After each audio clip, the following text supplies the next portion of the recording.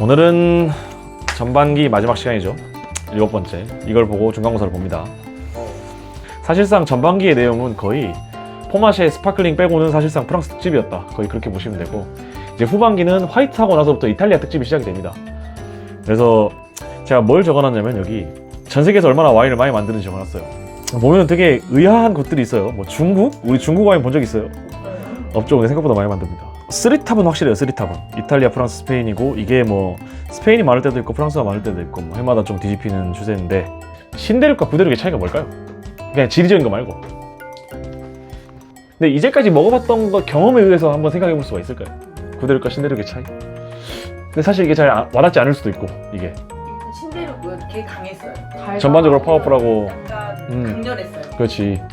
복잡하다. 그렇지. 과실도. 그러니까 맛보다는 약간 향도 좀 직관적으로 딱, 아, 이 과일 이런 느낌이 좀 강하고, 오크도 나 오크 썼어요 이렇게 빡 알려준 경우가 많은데, 약간 구대륙 와인들은 전반적으로 좀 섬세하게 만들려는 경향이 보인다. 근데 어디까지나 일반적인 경향성이 그렇다는 거지, 구대륙 와인인데 신대륙 스타일을 따라서 파워풀한 과실미를 자랑하는 그런 와인이 있을 수도 있는 것이고, 아니면 빈티지가 좀 그래가지고 신대륙처럼 나왔을 수도 있고, 뭐 나파밸리의 와인인데 우린 그렇게 안 만들래, 약간 나 보르도 스타일 따라갈 거야 해가지고 보르도 스타일로 만들 수도 있겠고요. 얼마든지 와인 생산자의 스타일에 따라서 다르게 만들 수 있는 부분이기 때문에 그거는 우리가 단정지어서는 안 되겠다. 네, 그렇게 생각하시면 되겠습니다. 그래서 오늘 좀 그나마 다뤄볼 만한 구대륙은 이제 스페인인데, 뭐 용어나 간단하게 좀 보고 가자고요. 이 용어 차트 보시면 우리 포르투갈 와인 할 때 했던 거 좀 생각나죠? 포트 할 때. 근데 뭔가 비슷하거든요. 포르투갈 와인 할 때 와인을 포르투갈어로 뭐라고 할게요? 포르투갈의 어린 와인 만드는 곳을 비뉴베르데라고 했죠. 기억나시죠? 네. 그 비뉴가 무슨 뜻이라고요? 비뉴? 비뉴가 와인이라는 뜻이에요. 같은 어근에서 파생됐다는 생각이 드시죠? 비노 비에호 하면은 올드 와인이라는 뜻입니다. 이것도 좀 비슷한 게, 프랑스어에서는 올드 와인이라는 말을 비에유 비뉴라고 해요. 비뉴가 와인이라는 뜻이겠죠. 비에유가 오래됐다는 뜻입니다. 그래서 뭐 비노 호벤, 이 호벤이라는 단어는 좀 알아두면 좋겠어요. 뒤에 나오니까. 어린 와인이라는 뜻입니다. 그리고 이거 틴토 블랑코 로사도 되게 비슷하죠. 이거 포르투갈랑 똑같지 않아요? 맞아. 블랑. 또. 블랑카였어요, 포르투갈에서는. 근데 스페인에서는 블랑코고, 그리고 세코, 우리 세코, 그 SECCO로 쓰는 게 이탈리아어였고, 또 뭐 스페인에서 CO로 쓰고 막 하네요. 그래서 다 드라이라는 뜻이었는데, 이게 스파클링 와인 라벨에서 등장하면 드라이라고 단어하시면 안 된댔죠. 네, 그거 잘 복습하세요. 문제 나옵니다. 냈어요. 네, 세코 둘세는 돌체랑 똑같네요. 또 이탈리아에서는 돌체였고, 네. 프랑스에서는 두라고 했습니다. DOUX라고 썼죠. 뭔가 비슷합니다. D로 시작하는 것도 그렇고. 이 보데가는 포르투갈어에서 아데가라 그랬죠. 이것도 비슷하네요. 되게 저장 창고를 얘기해요. 스페인어에서는 보데가, 그 아데가는 뭔가 양조장 자체를 얘기했는데, 이거 자체를 외우는 게 중요한 게 아니라 이게 라벨에 나왔을 때 무슨 뜻인지 읽어낼 수 있는 게 중요해요. 바리까, 무트 이런 게 나와 있는데, 이거는 오크통 용어예요.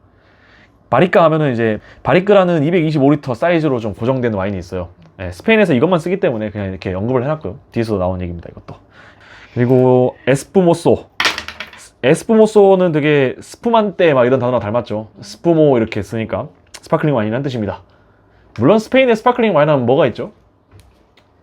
까바가 있었죠. 네. 그러니까 까바 등급을 못 받는 것들은 에스푸모소라고만 표기가 되겠죠. 좀 더 등급이 낮은 거겠죠, 이게. 다음. 자, 품종 얘기해 봅시다. 자, 3페이지 품종 뭐죠, 이거? 템프라니오. 이런 얘기 했었죠. LL은 Y랑 똑같다고, 스페인어에서. 그래서 템프라니오라고 있습니다. 템프라니오는 되게 어떤 이미지냐면은 플랫한 느낌? 뭔가? 평이한 느낌이에요, 품종 자체가. 근데 제가 샤르도네 할 때 이런 얘기 했었죠. 레벨 1 때. 품종 자체가 플랫하면 뭔 짓을 한다고요, 와인에? 뭔가. 뭘 자꾸 추가하려는 노력을 많이 한다. 그렇죠. 이 템프라니오도 약간 그래요. 이 품종을 쓰는 와인들은 전반적으로 오크에 대해 굉장히 좀 등급 분류를 열심히 해놓은 티가 나요. 오크를 그만큼 써가지고 좀 무거운 스타일로 만들어가는 와인이기 때문에 그래요. 숙성미를 만들고 와인에 오크 향을 좀 많이 부여해야 맛있다라고 생산 국가에서 파악을 했기 때문에 그렇게 만드는 겁니다. 그래서 전반적으로 특징도 약간 산도도 탄닌도 뭐 당 함량도 그렇고 전반적으로 되게 무난해요. 적당하고 좀 좋은 포도를 쓰면은 미디엄 플러스까지 올라가고 막 이 정도? 그래서 뭐 특히 맛 하나가 튀거나 좀 그러지 않고 좀 무난무난합니다. 그래서 밸런스가 좋은 와인을 만들기에는 적합한 품종이에요. 그래서 템프라니오는 제가 아까 말했듯이 웬만하면 오크 숙성을 하는데 일부 약간 그런 레디컬한 생산자들의 경우 정말 모던하게 와인을 만들어 보고 싶다 해서 오크를 최대한 빼고 만드는 생산자도 있습니다만 전반적으로 좀 전통 스타일의 고급 와인들은 오크 숙성을 많이 하는 편이다. 이렇게 알고 가시면 될 것 같습니다.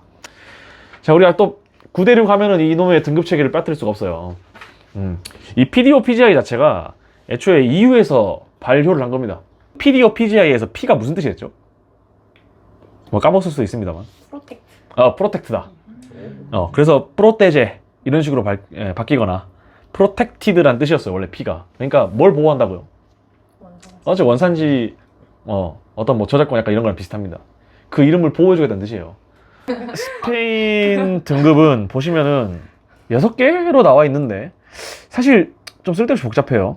근데 우리가 이제 주로 봐야 될 거는 이 DOCA, DO 여기를 좀 주로 봐야 되고 비노 데 빠고 뭐 DOCA, DO 뭐 비노 데 깔리다드 이렇게 생겼고 뭐 비노 데 라 티에라 이렇게 나와 있었죠.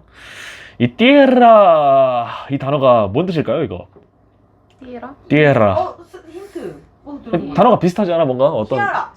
티아라랑도 비슷한데 그거 테이블. 테이블하고도 비슷해. 티얼. 그러네. 테이블 내지는 테라하고 비슷해. 테라. 테라? 맥주? 근데 테라가 원래 뭔 뜻인지 아세요? 그 테라의 TERR이 원래 무슨 어근인지 아세요? 티라노. 아니 그거 아니야. 그거 아닙니다. TR? TERR이 무슨 뜻을 가진 어근인지 아시는 분? 그 어근 들어가는 단어 한번 생각해봐. TERR로 시작하는 단어. 테리토리. 오. 네. 뭔 뜻입니까? 영토. 영토라는 뜻이죠. 그리고 테란. 지구인이라는 뜻이에요, 지구인. 그 스타에 나오는 테란이라는 게 지구인이라는 뜻입니다. 그, 때로와 이런. 때로와, 그렇지. 때로와도 같은 뜻. 그러니까 때로와? 땅이라는 뜻이에요, 땅. 어. 땅이라는 뜻입니다. 그래서 티에라라고 하면은 그냥 지역 그런 뜻이에요. 그러니까 지오그래피카랑 같은 단어예요. 지오그래피카랑 거의 비슷한 뜻이다. 그냥 그 땅에서 나온 와인이라는 뜻이겠죠. 그러니까 비노 델라 티에라 하면은. 근데 참 미안한 게 이 지오그래피카라는 등급 자체가 PDO에도 들어가 있어요. 이게 되게 스페인 등급 책에서 헷갈리게 하는 부분인데 제가 이거 물어보진 않을게요. 그냥 참고만 하세요. 이거는 제일 핵심이 되는 건 그러니까 DOCA, DO 그리고 VT고 그 사이에 이제 DO로 승격되기 전에 이제 이 VC를 주고요. VP는 프랑스의 크리 같은 거예요. 크리. 이게 2003년에 신설된 등급입니다. 옛날부터 있던 건 아니고. 그러니까 와이너리 별로 등급되는 거다. 근데 이 DOCA랑 DO는 빌라주급이에요. 일종의. 물론 DO는 레지오널 급도 됩니다. 레지오널 내지는 빌라주급 정도 된다. 이 DO랑 DOCA는. 근데 DOCA는 엄청 쉬워요. 두 군데밖에 없어. 밑에 텍스트 읽어봅시다. 어디? 리오하. 그리고 프리오라 예전에 얘기했었죠 한번. 그리고 리베라 델 두에로가 얘도 약간 템프라니오 생산으로 유명한 곳이었는데 여기는 이제 승격이 됐다가 다시 돌아갔어요, 디오로. 그래서 이거는 그냥 냅두셔도 되고. 이거보다 더 중요한 거는 이제 그 어디서 나오는지랑 다른 등급 체계인데 일단 그 템프라니오 어디서 나오는지 한번 보자고요. 물론 이제 여러 곳에서 나옵니다만 이 중에 우리가 좀 배웠던 곳이 두 군데 어디였죠? 이제까지 다뤘던 곳. 안달루시아, 까탈루냐. 안달루시아 언제 다뤘죠? 네, 그렇죠. 체리. 카탈루냐는 까바 할 때 다뤘고 이제 템프라니오 때 봐야 될 거는 아까 리오하, 프리오랏 그리고 리베라 델 두에로 이 정도만 보면 됩니다. 다음 이게 좀 중요한데 그러니까 이런 게 왜 중요하냐면은 우리가 이 와인 스터디를 하는 목적 자체가 좀 와인을 잘 골라서 마셔보자 이거잖아요. 지금 여기서 배울 등급 자체가 와인을 고를 때 좀 직결되는 파트예요. 가격하고도 직결이 되는 부분이고 왜냐면은 숙성을 어떻게 했느냐에 따라서 이 등급을 좀 나눠요. 물론 레드, 화이트 좀 규정이 다른데 일단 레드 위주로 먼저 볼 겁니다. 그래서 총 4개가 있어요. 호벤, 그리고 크리안사, 그리고 레세르바, 그리고 그란 레세르바. 네. 이렇게 등급 4등급이 있습니다. 이 사실 호벤이라는 거는 이 호벤이라는 거 자체가 등급 이름이라기보단 아무 말도 없는 게 호벤이에요. 호벤 아까 뭔 뜻이랬죠? 어린. 네, 호벤 어린 이런 뜻이다. 근데 뭐 다른 소리가 써 있거나 아니면 뭐 로블레라고도 써져 있는데 로블레는 뭐 좀 오크 숙성을 했어요. 약간 이런 뜻이고 이제 아예 뭐 숙성을 안 해서 나오는 와인도 있고요. 그리고 크리안사에서 이제 그 그란 레세르바로 가면서 그 숙성이 길어져요. 좀 더 숙성이 빡세지고. 그래서 이렇게 생각을 하시면 돼요. 이제 크리안사, 레세르바, 그란 레세르바 순서대로 2, 3, 5예요. 연수가. 총 숙성이 2, 3, 5. 이제 그 중에 숙성이라는 것은 여러 가지가 있잖아요. 숙성은 어떤 게 있을까요? 생각을 해봅시다. 오크통 병숙성. 오크통, 병숙성, 그리고 그 스텐통? 그렇지. 스텐 탱크에서 할 수 있지. 뭐 아니면은 큰 유리병에서 할 수도 있고, 그죠? 여기서 말하는 병숙성이라는 건 그 와인을 다 출시하고 이런 병에 담아가지고 숙성시키는 거, 그게 병숙성. 그렇죠. 병숙성 왜 한다? 그 3차향 부캐, 그렇죠? 3차향 내려고. 오크 숙성 왜 한다? 2차향. 그렇지. 2차향과 또 그 향만 있어요? 구조감에서 어떤 영향을 줍니까? 탄닌. 탄닌을 부드럽게 좀 만들기 위해서. 그리고 탄닌을 뭐 추가할 수도 있고 덜어낼 수도 있고 좀 더 질감을 개선하기 위해서 가장 크다 그랬죠. 그래서 오크 숙성과 이 병 숙성 규정이 아주 중요합니다. 그래서 2, 3, 5인데 자, 이 중에 오크 숙성은 6, 12, 18이에요. 이 바리가가 이 바리크에서 나온 거라 그랬죠. 오크는 6, 12, 15다. 18이다. 6, 12, 18 되게 쉽죠, 이거는. 근데 이제 이게 또 헷갈리게 만드는 게 이 리오하랑 리베라 델 두에로는 또 기준이 달라요. 여기만 12, 12, 24입니다. 1년, 1년, 2년. 네. 다른 곳들은 다 6, 12, 18인데 이 두 곳만 12, 12, 24다. 그러니까 레세르바는 똑같아요. 둘 다 10이라서. 근데 크리안사랑 그란 레세르바에서 좀 달라진다. 이 두 지역의 특징이 뭐였죠? 아까? 어떤 품종을 메인으로 한다? 템프라니오. 그러니까 여기서 템프라니오와 오크와의 궁합이 좋다고 말했던 게 얘네들도 아는 거예요, 그거를. 그러니까 얘네만 따로 규정을 정해놓은 거야. 템프라니오가 유명한 곳들은 오크 숙성을 더 많이 할 것이라고 정해놓은 겁니다. 병 숙성은 크리안산 없고 레세르바 6, 그란 레세르바 24, 2년 이상 이렇게 된다. 그러면 총 2, 3, 5에서 좀 비는 기간이 생기는데 나머지는 어떻게 해라? 나머지 기간은 비는다고? 비요? 비는 기간이 있잖아. 왜냐면은 크리안산은 오크 6개월만 나와 있는데 그 1년 6개월 어쩌란 소리야. 레세르바는 총 18개월인데 그럼 나머지 18개월 어쩌란 얘기야. 그란 레세르바는 24개월 24개월 채워도 1년이 남잖아. 나머지 기간 어쩌란 소리죠? 병숙성? 병성일 수도 있고 뭐 탱크일 수도 있고. 그러니까 니 알아서 해라.